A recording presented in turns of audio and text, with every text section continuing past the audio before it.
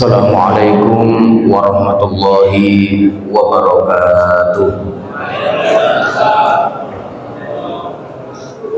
Alhamdulillah wassalatu wassalam ala rasulillah wa ala alihi wa ashabihi wa man tabi'ahum bi ihsan ila yaumil qiyamah, amma ba'du. Jemaah salat maghrib yang dicintai Allah, alhamdulillah di kesempatan malam hari ini kembali Allah pertemukan kita dalam majelis ilmu, dalam rangka untuk mencari hidayah, dalam rangka untuk mempelajari ilmu yang bermanfaat, ilmu yang akan merubah kita dari orang nggak baik jadi baik, dari orang yang lupa jadi orang yang sadar, dari orang yang salah menjadi orang yang benar. Ini nggak bisa kita dapat ketika belajar bahasa Inggris, nggak didapat ketika belajar kimia, nggak didapat ketika belajar fisika. Adanya cuma di belajar agama. Nggak ada yang namanya pelajaran ekonomi ngajarin dermawan, itu nggak ada, Pak. Dermawan itu ajaran agama. Jenengan belajar ekonomi sampai ke Amerika sekalipun nggak bakalan ada pelajaran dermawan, nggak ada. Ya, itu adanya di pengajian Al-Muhajirin, suruh dermawan itu, Pak. Itu berilmu bermanfaat, bikin orang akhirnya mau beramal, manfaat seperti itu. Maka jangan heran kalau ilmu-ilmu umum itu nggak menghasilkan orang baik. Dari visipol, kerjanya koruptor, gimana, Pak? Nggak nyambung kan? Ya karena memang di sana dia diajarin politik aja, tidak pernah diajarin kalau kamu nyakitin rakyat dosa masuk neraka jahanam, nggak pernah. Makanya mereka juga nggak pernah takut sama yang seperti itu. Bahkan yang serem itu saya lihat terbaru itu, Pak, salah satu koruptor itu pejabat tertangkap, Pak. Itu pesan WA-nya sama istrinya, ngobrolin korupsi berapa. Ya, istrinya nanya, ya, Pak, hari ini dapat berapa? 9M. Kok cuman 9? Katanya 14, Coba. Ngomongin duit rakyat mau diambil aja, Pak. Itu udah kayak orang jualan cilok, ayo kerja lagi, kayak begitu, Pak. Nah, itu karena memang ilmu tidak bermanfaat. Kalau ilmu bermanfaat itu akan bikin kita jadi baik. Mungkin orang ngeremehkan pengajian-pengajian yang ada di masjid-masjid, tapi itulah yang selama ini bikin orang itu jadi baik, bikin kita nggak nyakitin tetangga. Itu nggak ada di ilmu sosial. Ya, ada pelajaran konflik, manajemen konflik ada, tapi untuk pelajaran bikin tangan kita ini nggak nyakitin tetangga, bikin mulut nggak nyakitin tetangga, bikin mulut nggak gibah, itu di ilmu sosial politik nggak ada. Jenengan masuk aja visipol manapun, Mbak, UI ataukah Brawijaya ataukah UGM, nggak akan diajarin larangan gibah, nggak ada. Itu adanya cuma di pelajaran agama kita. Maka dari itulah kita memohon kepada Allah ilmu-ilmu yang bermanfaat. Jemaah sekalian, malam hari ini kita akan membahas nasihat-nasihat Rasulullah untuk orang yang sudah usia senja. Kita memang sebagai seorang muslim jangan takut ngomongin mati. Ya, soalnya kita ini mau takut apa berani tetap aja bakal mati. Dikira kalau takut gak mati-mati gitu, nggak ada bedanya, Pak. Makanya nggak usah takut ngomongin mati. Kita ngobrol mati lepas saja. Memang itu fakta hidup. Tidak usah ketakutan. Ustaz, jangan ngomongin mati dulu, Ustaz. Saya baru bangun jadi kemarin gitu ya. Nah, kalau memang udah waktunya mati, ya semuanya selesai. Makanya memang manusia ini hidup dalam dua masalah. Yang pertama, kata Syekh Utsaimin, takut kalau rezekinya masih banyak, duitnya masih banyak, umurnya habis. Takut itu juga. Nabung capek-capek, meninggal. Serem juga itu. Atau umurnya masih panjang, duitnya habis. Capek juga, Pak, itu serem juga. Umur masih panjang, belum waktunya dipanggil Allah, duit udah habis. Ya serem juga dua-duanya ya. Nah, kita mengalami itu semua. Jadi serem banget hidup ini begitu. Nah, cuman tidak usah takut untuk bicara soal kematian. Kita harus menganggap ngomong kematian itu normal. Karena itu yang akan membuat kita tergerak mau beramal. Ya, apalagi kalau kita sudah sampai berani ngomong, besok kalau kamu mati, kira-kira amal apa yang akan kamu andalkan. Kita sekali-kali ngobrolnya begitu, Pak.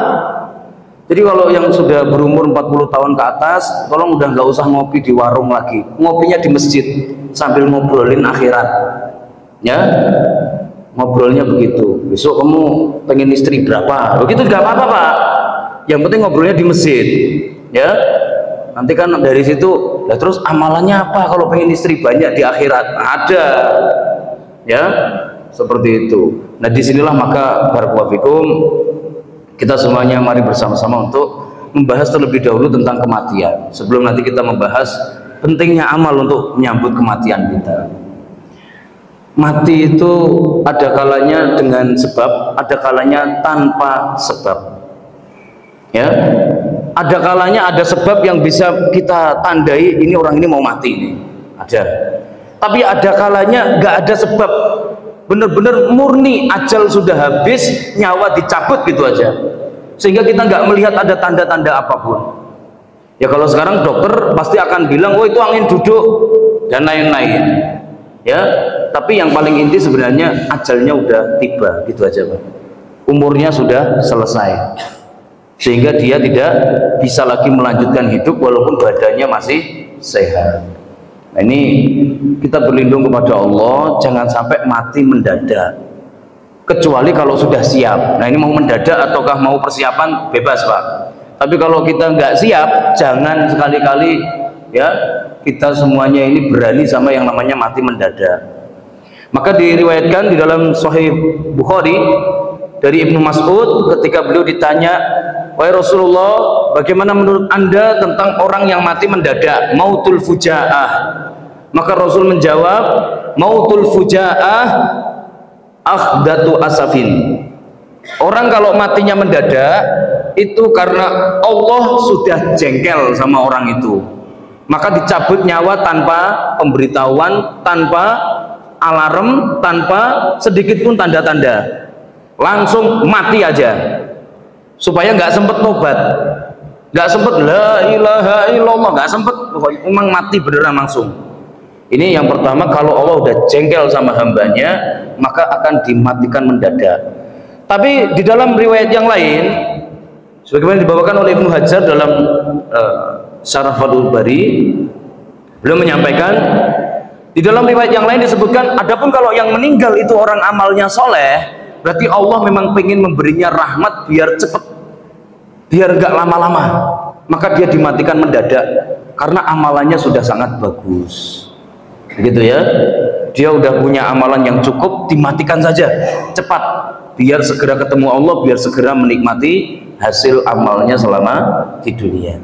Nah, jemaah sekalian dirahmati Allah, yang kedua, kematian itu ada kalanya mati pakai tanda-tanda. Jadi yang sudah punya tanda-tanda ini tolong ya, sudah saatnya kita untuk berbenah, karena tanda kematian sudah datang. Ya, jangan diabaikan. Ya, sebab nanti ketika kita sudah meninggal dunia, kita udah tidak bisa mengulang lagi kehidupan yang pernah kita jalani sekarang.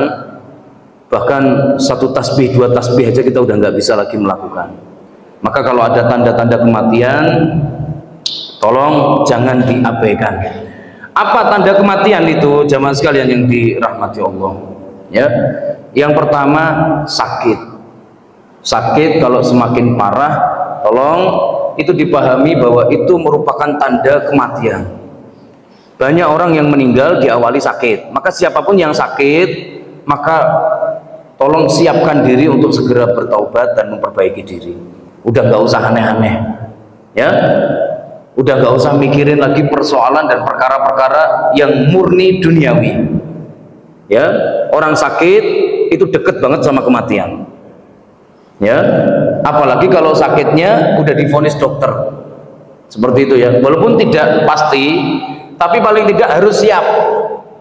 Kalau sudah sakit-sakitan, itu pertanda udah sangat dekat sekali dengan ajal. Ya, manusia itu lemah, Mbak. Manusia itu kalau sampai nggak bernafas sekitar 4 menit itu udah pasti meninggal. Kalau manusia itu denyut nadinya berhenti 1 menit, itu sudah dipastikan meninggal. Jadi manusia itu lemah. Maka pastikan kita semuanya selalu menyiapkan diri kalau sakit tiba, maka tolong pikiran kita ya pusatkan kepada Allah Subhanahu wa taala untuk bertaubat. Kemudian yang kedua, tanda kematian itu apa? Uban. Jadi kalau rambutnya udah ada yang berubah warna Pak jadi putih, udah tolong ganti topik pembicaraan. Ya, nggak usah lagi ngomongin mancing ya, nggak usah. Udah ubanan masih ngomongin mancing. Karena ahlul Madinah idza balagul arba'in akabbu 'alal masajid. Dulu penduduk Madinah kalau sudah umur 40, mereka pasti sudah pada fokus ke masjid. Waja'akumun nadir, kata Ibnu Katsir, kenapa kamu sampai masuk neraka? Bukankah kamu dulu sebelum mati sudah dapat sinyal mau mati? Apa itu? Nadir. Apa nadirnya? Peringatannya uban. Jadi uban ini sudah pertanda bahwa kita udah semakin dekat sekali dengan kematian. Sehingga persiapkan. Ya, nanti kita buat persiapannya, Pak. Kemudian yang selanjutnya apalagi? Tanda-tanda datangnya kematian, firasat. Ada manusia-manusia yang kadangkala oleh Allah diberi firasat umurnya nggak panjang, sehingga akhirnya dia ngomong, ya kalau nanti nggak ketemu saya, minta aja ke anak saya, dan kalimat-kalimat lain. Ya, saya ada tetangga itu Pak, masih kecil Pak, itu kena tetanus begitu ya, sama ibunya suruh minum obat. Waktu itu tiba-tiba anaknya ngomong, udah Bu nggak usah minum Bu, besok saya udah nggak ada. Dan betul besoknya meninggal. Ini berarti sebelum meninggal sudah dapat firasat. Pokoknya kalau ada orang ngomongnya aneh-aneh, udah tanda ini Pak, kayaknya besok udah nggak ada ini ya. Pokoknya kalau ada orang udah mulai ngomong aneh-aneh, ngaco, kayaknya ini firasat akan segera meninggalkan dunia. Ya, seperti itu. Kemudian yang selanjutnya apalagi tanda datangnya kematian? Kadangkala lewat mimpi. Ya, seperti Umar bin Khattab mimpi dipatok ayam. Ya, ternyata ditafsirkan sama istrinya Abu Bakar, wahai Umar, kamu akan dibunuh oleh orang Persia. Berarti kadangkala mimpi juga bisa jadi alarm kematian. Misalkan kita tidur mimpi kok melihat keranda terus Pak, udah ini sinyal, tolong cepat berbenah, segera jadi orang baik. Ya, atau misalkan kita mimpi, ya ditanyakan pada Syekh Abdullah As-Syangkiti, Syekh, saya mimpi semua gigi saya itu rompal, tinggal 1 doang. Apa yang harus saya lakukan? Saudara-saudaramu akan mati semua kecuali kamu. Betul ya, dalam waktu yang sangat singkat adiknya, kakaknya menyusul satu persatu meninggal Pak, dan yang masih ya hidup tinggal 1 dia doang. Ya, dan lain-lain. Jadi kadangkala mimpi juga berisi apa? Informasi kematian kita sudah dekat. Kematian kita sudah sangat dekat. Ya, sehingga kita jangan mengabaikan. Cuman ya tidurnya tolong tidur yang benar, biar nanti mimpinya apa?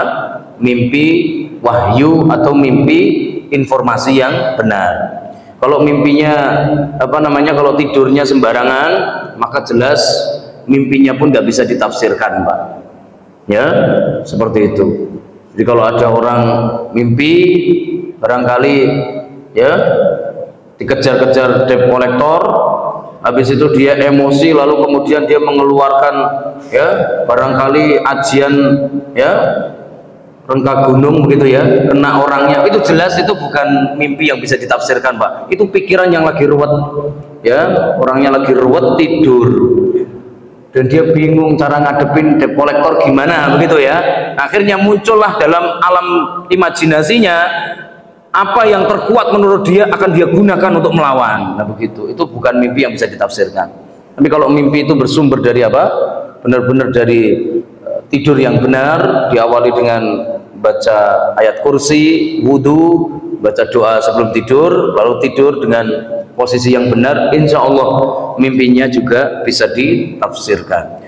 Kemudian diantaranya lagi Kematian itu juga bisa kita tandai datangannya lewat info dari para ahli. Jadi kalau para ahli sudah menyampaikan, wah ini nggak lama ini umurnya, ya, ini berarti sinyal cepetan berbenah. Karena kita secara normal nggak akan hidup lama-lama, ya, seperti itu. Kita nggak akan bisa bertahan lama. Karena kenapa? Menurut ya pengalaman dari para ahli, orang seperti ini nggak tahan lama. Cepat segera berbenah. Ya walaupun nanti ternyata kenyataannya kita umurnya lebih panjang, Pak. Ya, subhanallah. Saya itu punya tetangga, itu istrinya sakit udah nggak bisa apa-apa, Pak, bed rest beneran. Itu udah hampir 10 tahun. Suaminya yang justru sehat ngurusin. Tapi ternyata tiba-tiba saya dengar berita innalillahi wa inna ilaihi rajiun, telah meninggal dunia Bapak Fulan. Loh, saya kaget. Ini jangan-jangan yang nyiarkan salah orang ini.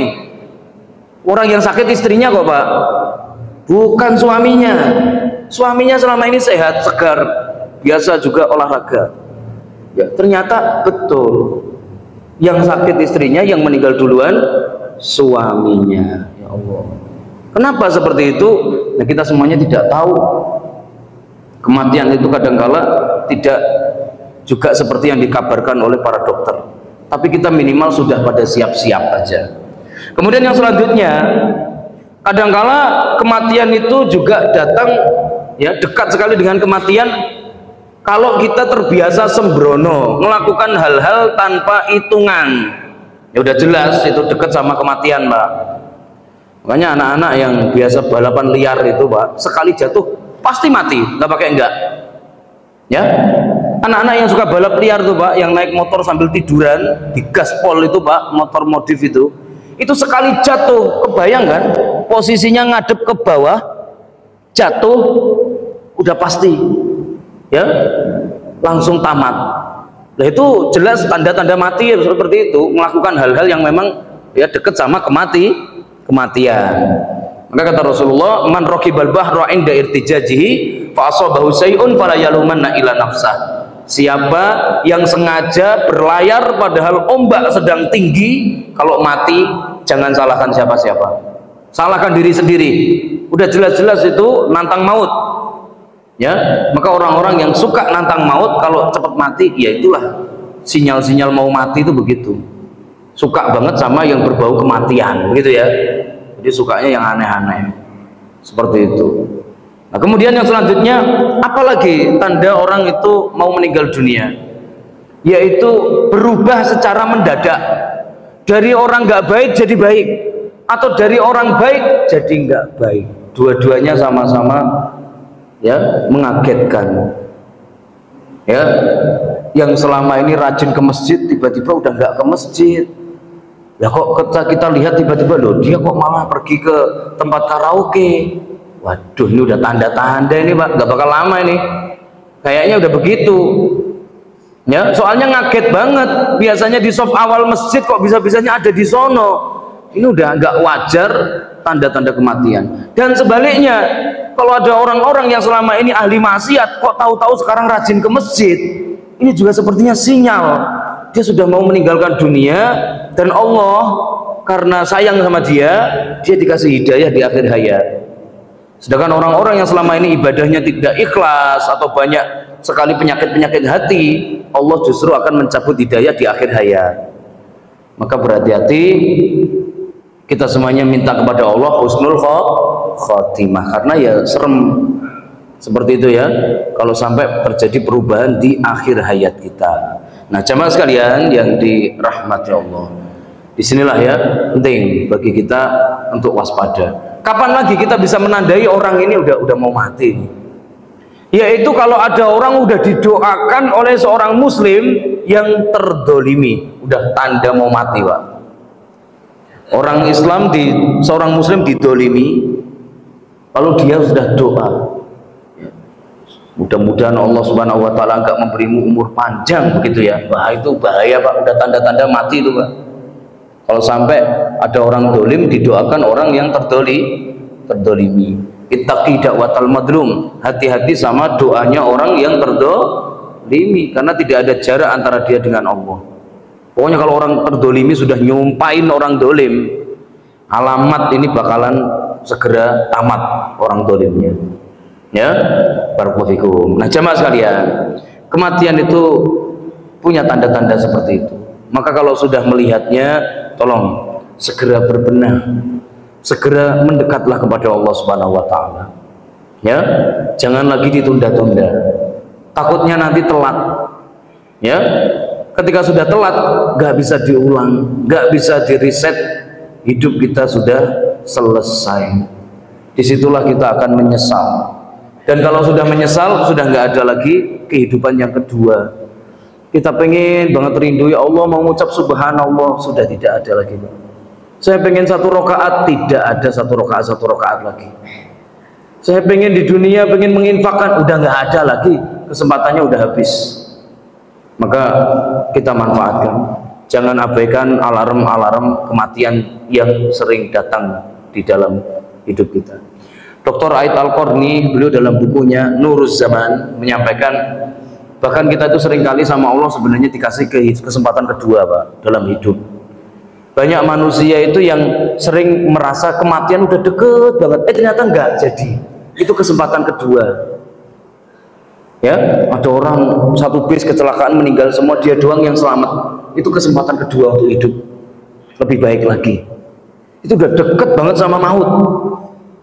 Ya, dan kita sering atau bahkan mungkin beberapa kali dalam hidup pernah merasakan deket banget sama kematian. Nah, tolong setelah itu jadilah orang baik. Kamu masih dikasih kesempatan sama Allah. Ya, kemarin waktu zaman COVID-19, Pak, ya, pada waktu itu Masya Allah itu yang alma mater saya itu banyak yang lewat, Pak. Pada waktu itu banyak ustadz-ustadz di daerah Tambun dan juga di daerah Cibitung sana itu sakit. Dan itu kemudian infonya terus menerus berdatangan, Ustadz Fulan meninggal. Saya juga kena. Akhirnya pikirannya juga ke sana juga, Pak. Bakal nyampe nggak ya saya? Seperti itu, Pak. Ya. Kepikiran seperti itu. Kenapa orang-orang yang sepantaran dan juga seangkatan ini udah pada lewat semua? Seperti itu. Nah, disinilah saatnya ketika Allah kasih kesempatan, alhamdulillah sehat, alhamdulillah lewat COVID masih hidup. Ya berarti ini kesempatan hidup untuk yang kedua. Ayo kita berubah jadi lebih baik. Jangan sampai nanti dikasih kesempatan berkali-kali diabaikan mulu. Ya udah akhirnya tarik beneran ya, selesai kehidupan. Nah, apa kira-kira yang paling bagus buat kita menjadi bekal untuk ya menyambut datangnya kematian yang bisa saja datang sewaktu-waktu? Yang pasti, Pak, kita harus selalu dekat sama Allah. Jadi muqarrabun, orang-orang yang dekat dengan Allah. Asalkan dekat sama Allah, aman. Nggak ada tempat senyaman di dekat Allah, Pak. Nggak ada perlindungan sekuat perlindungan Allah. Nggak ada tempat yang lebih menyejukkan hati melebihi di dekat Allah Subhanahu wa taala. Lalu apa yang bisa kita lakukan supaya kita makin dekat dengan Allah Subhanahu wa taala? Itulah sekarang yang perlu kita lakukan. Yang pertama, ya, kita bisa mengecek sekarang, kita cek dulu kita sudah seberapa dekat sama Allah Subhanahu wa taala. Kita bisa mengecek apakah kita dekat sama Allah ataukah tidak. Yang pertama, dekat sama masjid enggak kita? Masjid itu Baitullah, Pak. Masjid itu adalah rumah Allah, tempat yang paling disukai Allah, masjid. Maka nggak usah ngaku deket-deket sama Allah kalau seandainya kita sama masjid jauh. Karena Allah Subhanahu wa taala seringkali hadir itu di masjid yang pasti. Maka saat kita jarang sekali berkunjung ke masjid, ya udah itu alamat kita tuh jauh dari Allah. Ini rumah Allah ini. Supaya kita kesini kalau mau ketemu Allah, Pak. Ya, supaya kita kesini. Maka disitulah orang-orang yang rajin ke masjid, lalu lalang. Idza ra'aitar rajula yata'ahadul masjid fashhad annahu mu'min. Kalau kamu melihat ada orang lalu lalang terus ke masjid, berangkat sholat, pulang sholat, ketahuilah itu orang beriman.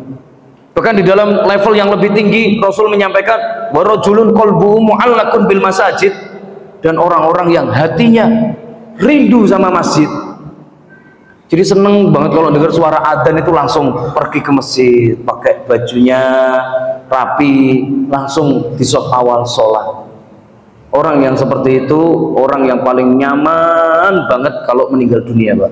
Karena dia didekat sekali dengan Allah Subhanahu wa taala. Pada hari kiamat lebih istimewa lagi. Allah Subhanahu wa taala akan memanggil di padang mahsyar nanti, "Aina jirani? Aina jirani?" Mana tetanggaku? Mana tetanggaku? Malaikat bingung, ya Allah, selama ini kan kau gak punya tetangga. Siapa tetanggamu? Umarul masajid, yaitu orang-orang yang sering datang ke masjid. Mereka itu jironi, mereka itu tetangga-tetanggaku. Sini, kumpul dekat sama aku. Orang-orang yang rajin ke masjid. Ya, jadi kita semuanya kalau ingin mendekat kepada Allah, cara yang pertama, pergilah ke masjid. Ya, saat Allah perintahkan muadzin memanggil, ayo datanglah, sambut panggilan Allah Subhanahu wa taala. Maka kita akan menjadi orang yang sangat dekat dengan Allah. Ya. Yang kedua, jemaah sekalian, bagaimana cara kita mendekatkan diri kepada Allah biar maksimal, dekat banget sama Allah? Banyak-banyakin sujud, sholat sunnah. Inna aqraba ma yakunul abdu min rabbih wa huwa sajidun. Jarak terdekat antara hamba sama Tuhannya saat sedang sujud.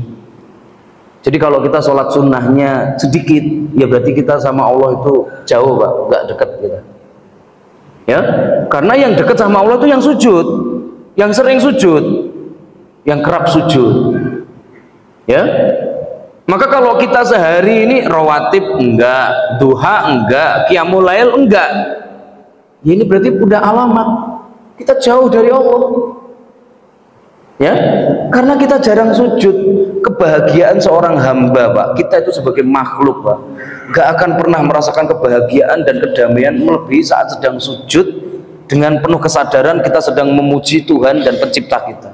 Sujud kepada Sang Pencipta itu adalah pemandangan terindah yang dilakukan oleh hamba saat dirinya apa? Sujud, merendah, memohon kepada yang maha tinggi, Sang Pencipta. Itu keindahan yang luar biasa. Jadi kalau kita merasa hidup ini banyak ya masalah, banyak problem, mungkin kurang sujud, Pak, kita. Ayo, wasta'inu bisabri wassalah. Kamu kurang sholat, kamu kurang sujud, sehingga akhirnya Allah jauh darimu. Nah, kalau Allah jauh darimu, masalah mendekat padamu, gitu ya. Kalau masalah sudah mendekat, Allah jauh, kita doa nggak dikabulkan, disitulah semakin runyam. Hal-hal kecil pun jadi berbahaya. Naudzubillah min dzalik. Barakallahu. Lalu kemudian apa lagi yang bisa kita gunakan untuk bekal kematian yang terbaik ya, menghadapi masa tua ini? Yang harus kita pupuk apa, jemaah sekalian? Yaitu ya, supaya kita makin dekat dengan Allah Subhanahu wa taala, pastikan bahwa kita ya, memperbanyak dzikir. Kata Ibnu Qayyim al-Jauziyah, belum menyampaikan tidak ada tanda kedekatan melebihi sering menyebut-nyebut. Kita itu kalau dekat sama sesuatu, akrab sama sesuatu, akan sering nyebut-nyebut itu, Pak. Jenengan temenan sama anak-anak yang suka modif motor, Pak. Ngomongnya knalpot mulu, Pak, itu, Pak. Nggak mungkin enggak. Temenan sama orang yang suka mancing, ngomongnya gurame gitu terus ya, kalau nggak lele paling begitu. Kalau kita ngobrol sama orang, karena yang dekat sama dia ya itu. Nah, maka kalau kita dekat sama Allah, tanda paling gampangnya, mulut ini gampang banget nyebut-nyebut nama Allah. Alhamdulillah, Masya Allah, Subhanallah, Allahu Akbar, Allah terus gampang banget diucapkan. Itu pertanda kedekatan. Wa ana ma'ahu, aku akan selalu bersama hamba-hambaku hina dzakaroni, jika dia berzikir mengingatku. Ya, maka silahkan perbanyak zikir. Minimal apa, Pak? Zikir pagi, zikir petang, zikir setelah sholat, zikir sebelum tidur, zikir setelah tidur. Ya, itu zikir rutin yang harus kita lakukan sebagai penanda kita dekat dengan Allah Subhanahu wa taala. Zikir pagi petang, zikir setelah sholat 5 waktu, zikir sebelum tidur sama setelah tidur. Itu adalah kebutuhan kita. Ya, dekat dengan Allah itu tenang dan tentram. Ala bidzikrillah tatmainnul qulub. Enggak ada yang bisa nenangin kita kalau kita lagi kena masalah berat kecuali dengan ingat Allah dan dengan segala kekuasaannya. Ingat Allah plus kehebatannya, itu bikin tenang, Pak. Tapi kalau kita kena masalah lupa Allah, lupa kekuatan Allah lagi ya, nah itulah yang bikin putus asa. Putus asa kita akhirnya. Kita kena masalah, lupa Allah, lupa kekuatan Allah. Itu yang bikin kita hidup makin tambah sengsara. Kebayang, Allah Subhanahu wa taala seringkali ya ketika memberikan rezeki kepada hambanya pakai min haitsu la yahtasib. Pakai arah yang tidak disangka-sangka. Lah manusia ya ketika dia lupa dengan rumus itu dari Allah, tentu akan sesak banget rasanya. Orang kayak saya ini apa bisa sembuh ya, kok sakit terus, putus asa kita, Pak. Ya, tapi kalau kita ingat kuasa Allah yang maha dahsyat, oh kalau penyakit begini kalau Allah udah kehendak mah kelar ini. Nabi Ayub aja yang sakit kulit 18 tahun sampai keluar belatungnya sembuh, Pak, dan mulus kembali kok kalau Allah sudah berkehendak. Ya, pokoknya kita hanya berusaha mencari huruf K sama nun, kun, pasti fayakun, begitu aja. Ya, barakallahu fikum. Nah, kemudian yang selanjutnya, apalagi yang bisa membantu kita mendekatkan diri kepada Allah dengan maksimal? Baca Quran. Tidak ada bukti keberadaan Allah yang lebih nyata melebihi Quran. Quran itu isinya firman Allah. Itu omongannya Allah, Pak. Allah yang berbicara lalu disampaikan oleh malaikat Jibril kepada Nabi Muhammad, lalu ditulis oleh para sahabat jadi Quran. Maka Quran ini bukti bahwa Allahnya ada, omongannya ada. Begitu ya. Perintah dan larangannya ada, ya pasti yang nyuruh ada. Dialah Allah. Maka tidak ada tanda yang menunjukkan kita dekat sama Allah melebihi dekat sama Quran. Ya, karena Quran itu adalah pesan-pesan dan juga perintah-perintah dari Allah Subhanahu wa taala. Dari sinilah maka jemaah sekalian yang dirahmati Allah, ya, mari kita bangun kedekatan sama Quran. Ya. Jenengan kalau mau baca Al-Qur'an satu hari satu ayat, Pak, 20 tahun hatam, Pak. 20 tahun. Ya. Nah kan satu hari satu ayat, Quran ada 6.600. Ya, setahun 350. Ya berarti butuh 20 tahun. Kalau mau. Kalau pengen singkat, ya udah ditambahin 2 ayat biar jadi 10 tahun. Ya. Kalau kita mau lagi singkat lagi. Kalau mau 10 ayat, insya Allah 2 tahun hatam. Sehari 10 ayat. Istiqomah, kita akan ya bisa menghatamkan Quran seperti itu. Dulu sebenarnya para ulama itu membagi Quran jadi 30 itu biar orang-orang itu gampang, Pak. Tanggal 1 juz 1, tanggal 2 juz 2, tanggal 25 juz 25 gitu loh, Pak. Jadi jenengan itu kalau seandainya baca Qurannya sesuai dengan ya rekomendasi ulama, itu pas gajian mesti juz 25. Oh, gajian. Begitu, Pak. Jadi baca Quran itu pas sampai juz 25 gajian sekalian, begitu. Tapi karena ternyata kita itu lebih lemah ketimbang itu, akhirnya kita tuh Quran itu Masya Allah 1000 hari belum hatam juga. Ya, di sini makanya mungkin harus ada rekomendasi Quran harus dibuat berapa juz lagi biar umat Islam mau menghatamkan. Dulu biar mudah dibuat 30 juz. Kata Imam Ahmad itu sesibuk-sibuknya orang zaman kita 30 hari hatam sekali. Sesibuk apapun pokoknya setiap 30 hari hatam 1 kali. Maka dipakai standar paling rendah. Jadilah Quran dan dibuat 30 bagian. Biar mudah. Ternyata orang zaman sekarang kebangetan. Ya, dikasih segitu pun juga tidak bisa mengerjakan. Ya udah harusnya kita ganti jadi 60 apa? Jadi 120 juz, Pak. Ya. Siapa tahu mampu kita mengerjakannya. Barakallahu fikum. Karena kita ini benar-benar lemah sekali hubungannya sama Al-Qur'an. Silakan dicek di rumah masing-masing, yang Qur'annya masih cakep-cakep, yang tebel debunya itu ya, itu berarti penanda bahwa kita itu jauh banget sama Allah Subhanahu wa taala. Quran itu harusnya ya sudah usang, lucek karena sering kali dibuka ya untuk dibaca. Barakallahu fikum. Itu obat dari segala macam penyakit, Pak. Ya, kata Ibnu Taimiyah, tidak ada obat yang lebih mujarab bagi seorang mukmin melebihi an-nadru ilal mushaf, melebihi apa? Memandang mushaf Al-Qur'an. Itu kedamaian. Kata Ibnu Taimiyah, belum menyampaikan mana dimtu ala syai'in, mana dimtu ala tarki Al-Qur'an. Aku tidak pernah nyesel seumur hidup melebihi satu hal. Kenapa saya jarang dekat sama Al-Qur'an? Al-Qur'an. Di dalam beberapa riwayat dari Imam Ahmad, suatu ketika beliau bermimpi, lalu kemudian beliau ya bertemu dengan Allah Subhanahu wa taala. Dalam mimpinya Imam Ahmad bertanya, "Ya Allah, amal apa yang bisa mendekatkanku kepadamu sedekat mungkin ya Allah?" Maka Allah menjawab, "Bikalami ya Ahmad, wahai Imam Ahmad, firmanku itu untuk mendekatkan diri kepadaku paling ya mujarab, pakai itu saja. Bifahmin au bi ghairi fahmin ya Allah, harus paham apa enggak ya Allah? Bifahmin au bi ghairi fahmin, paham ataupun enggak, asal kamu baca akan semakin mendekatkan padamu."